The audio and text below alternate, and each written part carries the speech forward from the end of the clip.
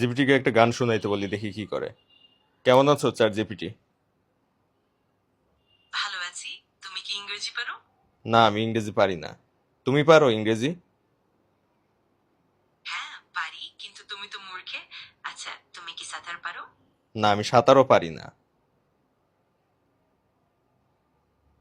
একটা গুরুও তো সাঁতার পারে, তুমি পারো না? না, আমি পারি না। তুমি পারো সাঁতার? হ্যাঁ, আমি সাঁতার পারি।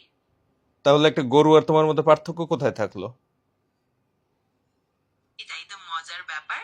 নিজের ক্ষেত্রে সবকিছু ঠিক আর অন্যের ক্ষেত্রে একটু মজার তুলনা চলে আসে। তবে এই সবকিছুতেই হাসি ঠাট্টার ছোঁয়া রাখা যেতেই পারে, তাই না? মজার সব জায়গায় বোঝো, নিজের ক্ষেত্রে যেটা হয় সেটাই সঠিক, ভালো তো।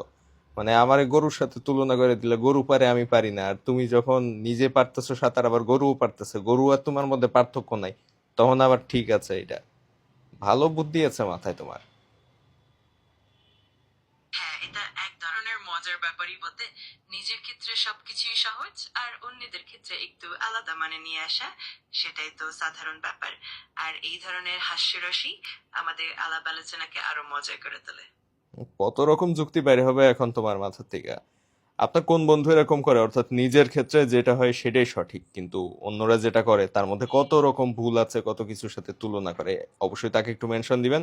আর এই ভিডিওটা শেয়ার করে দিবেন বন্ধুদের সাথে, তাদেরকে দেখার সুযোগ করে দিবেন। এরকম আরো ভিডিও পাওয়ার জন্য অবশ্যই ফলো দিবেন পেজটা। আর পরবর্তী ভিডিওটা আসলে, আমরা আজকে তো গান শুনতে চেয়েছিলাম চ্যাট জিপিটির কাছে, কিন্তু পুরা মুডটাই নষ্ট করে দিল। মানে গান শোনার মুড আর নাই। যাই হোক, পরবর্তী ভিডিওতে আমরা তার কাছে গান শোনার ট্রাই করব, সে কিভাবে গান গায় সেটা দেখবো এবং আপনাদেরকেও শোনানোর চেষ্টা করব।